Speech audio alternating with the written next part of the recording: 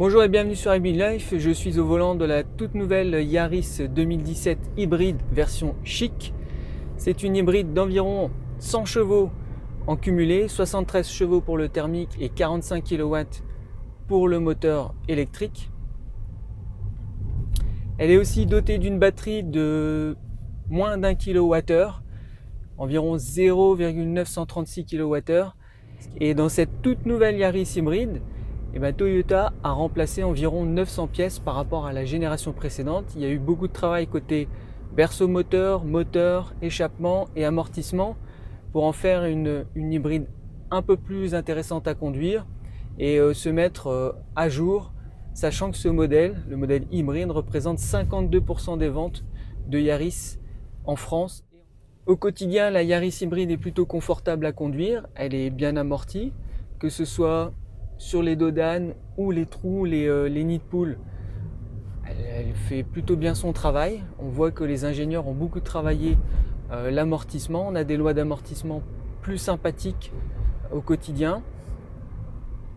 Ce qui fait que la Yaris hybride est confortable dans beaucoup de situations.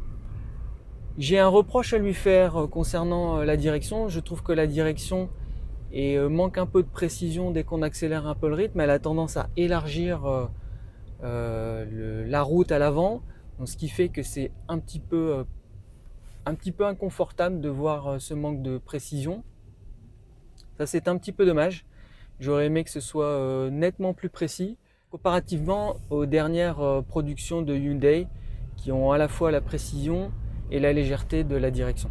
Autre petit reproche concernant la direction, je trouve que le volant est un petit peu trop grand pour une si petite voiture. Donc ça, c'est une question de goût probablement, mais je pense que sur une voiture de ce gabarit, elle fait moins de 4 mètres avec 3,99 m. On aurait pu avoir un volant un petit peu plus petit, ça aurait été peut-être plus agréable à conduire. Je reviens un petit peu sur l'insonorisation. D'un point de vue insonorisation, Toyota indique avoir fait beaucoup d'efforts, alors c'est probable. Je ne me souviens plus de l'ancienne version que j'avais testée, c'était il y a quelques années quand même. Mais je pense qu'encore sur autoroute ou en accélération, on peut encore faire un effort. En ville ou sur petite route, il n'y aura pas de problème, on n'aura pas besoin d'appuyer à fond sur l'accélérateur. Par contre, dès qu'on affronte des voies beaucoup plus rapides, là, ça peut être pénalisant d'avoir une insonorisation aussi juste. Et notamment, c'est peut-être dû au Skyview, au toit panoramique, mais on aurait pu avoir quelque chose de nettement plus insonorisé pour faire de cette voiture vraiment une voiture, une parfaite citadine en fait.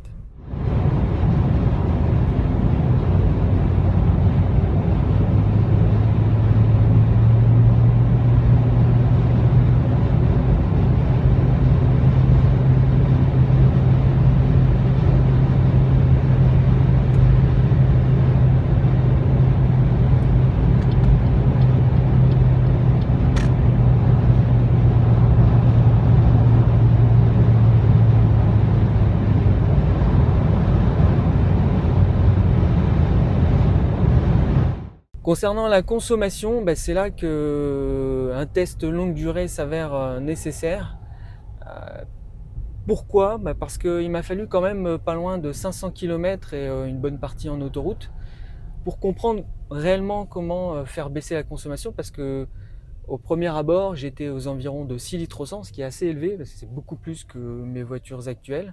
Et je n'avais pas compris comment fonctionnait en fait ce mode hybride. Il y a une différence avec la Prius 4 par exemple, sans compter l'aérodynamisme. Ici on a un CX de 0,28 et des poussières, donc qui est assez élevé comparé à la Prius 4 avec son CX de 0,24. Donc ce qui fait que la consommation sera nettement plus élevée quoi qu'il se passe, puisqu'on aura plus à lutter contre les frottements de l'air. Néanmoins, il m'a fallu un petit peu de temps pour me dire c'est une hybride, ça devrait être la reine des villes en termes de consommation. Et effectivement, cette Yaris hybride nécessite un petit apprentissage pour vraiment en tirer parti. Parce que, donc, comme je disais, j'étais aux environs de 6 litres au 100 dans les 500 premiers kilomètres. Et j'ai compris qu'on pouvait exploiter beaucoup plus le mode EV que ce que je pensais. C'est-à-dire systématiquement, dès qu'on a l'accélération qu'on veut, on relâche. Et parce que sinon, le moteur, lui, il a tendance à continuer dans sa lancée, puis à continuer à tourner. En relâchant légèrement la pédale, on repasse en mode EV, donc en mode électrique. Et à partir de ce moment-là, on peut travailler nettement plus longtemps avec le mode EV.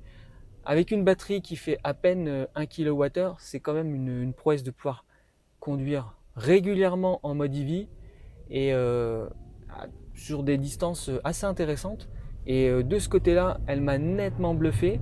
Et ce qui fait que sur une conduite en ville, là, aux environs de 30 km que j'ai effectué ce matin, je suis à une moyenne de 4,1 litres au 100, alors que sur un trajet à peu près similaire, je reconnais que j'étais plus proche des 6 litres que des 4 litres au 100. Donc, il m'a fallu un petit peu de temps pour me réconcilier avec cette voiture qui m'a donné des sueurs froides côté consommation. Là, on a quelque chose de plus propre, plus facile, une fois qu'on a compris le fonctionnement du système hybride de la Toyota Yaris. Côté intérieur, c'est plutôt correct, c'est plutôt bien fini, même si on sait que la plateforme date, puisque Toyota a renouvelé une bonne partie des pièces, mais n'a pas fait un nouveau véhicule par rapport à l'ancienne génération. Ce qui fait qu'on a un intérieur qui est plutôt bien fait, plutôt sobre. On voit que les matériaux et la qualité perçue est en hausse. J'aime beaucoup l'instrumentation. On a maintenant une instrumentation digitale au centre qu'on retrouve sur les autres modèles de Toyota. C'est une instrumentation digitale assez pratique. On a un écran Touch and Go ici, version 2, qui est plutôt correct. Bon, c'est quand même, ça reste Toyota. Toyota, c'est pas les plus forts dans cette partie-là. On a quand même un GPS qui est un petit peu lent et qui manque un peu de réactivité. Entrer une adresse, c'est toujours un petit peu long. Et puis aussi, on a les boutons qui sont un petit peu loin de la main. Pourquoi ? Parce qu'on a mis le clignotant ici et puis des informations pour les ceintures, etc. On aurait pu les positionner ailleurs ou sur l'écran ici et on aurait gagné de la place. Donc ça, c'est quand même assez dommage, d'autant que c'est assez bien fini. Néanmoins, j'ai un gros reproche à faire en termes d'ergonomie, parce que là, honnêtement, on aurait pu faire nettement mieux. Donc mon reproche en ergonomie, c'est des boutons un peu disséminés n'importe où, donc des gros boutons ici. Donc par exemple, le bouton EV Mode, il est en dessous du frein de parking, donc pour le voir, c'est très compliqué. Ensuite, on a des boutons concernant les éléments de sécurité, donc feu de route automatique, alerte de collision et franchissement de ligne. Ils sont ici, et puis pour appuyer, là, il faudra nettement quitter la route des yeux. Alors ça, c'est franchement dommage. Et puis petit reproche, ce levier de vitesse, c'est pas on se sent pas dans une hybride spécialement avec ça, donc c'est un petit peu dommage. Ça aurait été bien qu'on puisse avoir un sélecteur plutôt, mais comme la voiture est aussi disponible avec des moteurs classiques, ce n'est pas une hybride uniquement, et je pense que c'était le compromis qu'a trouvé Toyota pour rallier les deux mondes et puis faire des économies d'échelle, parce que Toyota, c'est vraiment le spécialiste des économies d'échelle. Et là, on le voit bien, tout comme les boutons sont les mêmes quelles que soient les versions, et même sur certaines Lexus, on retrouve les mêmes boutons. Donc chez Toyota, un yen est un yen, et ça ne change pas.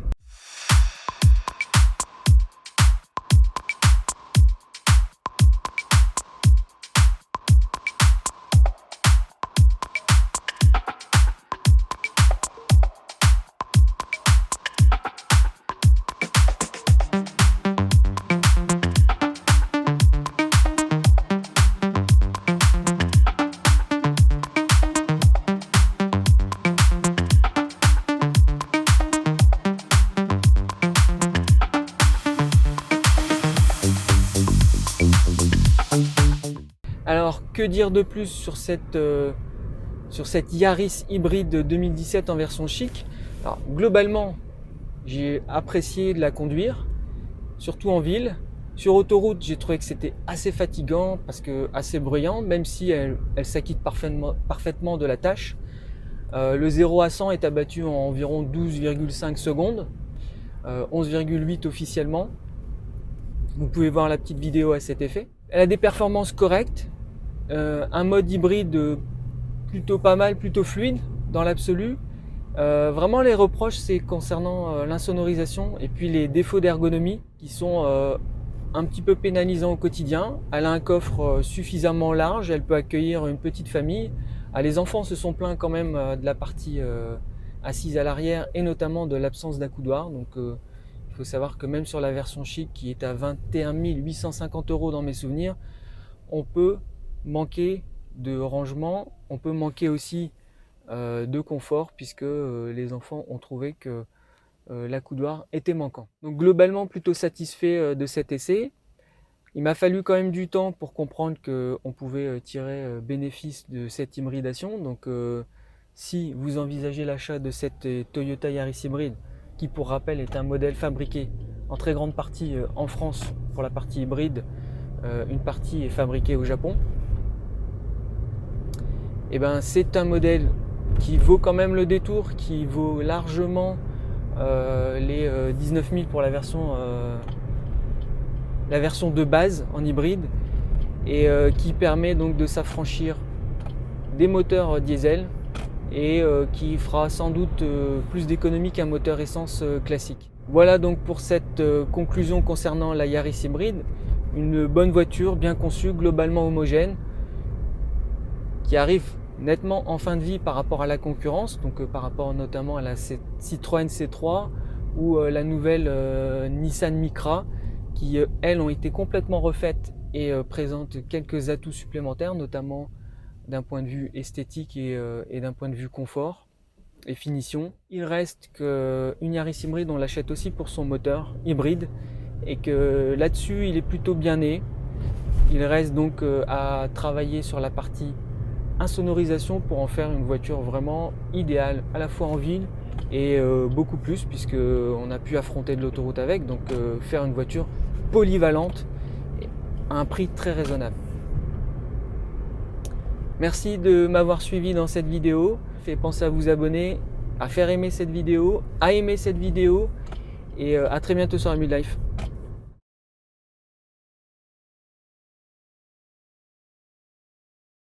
Comparativement à ce que propose par exemple le groupe Hyundai Kia,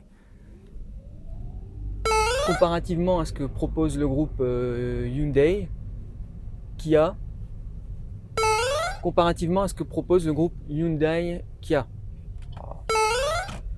comparativement aux dernières productions de Hyundai qui ont à la fois la précision et la légèreté.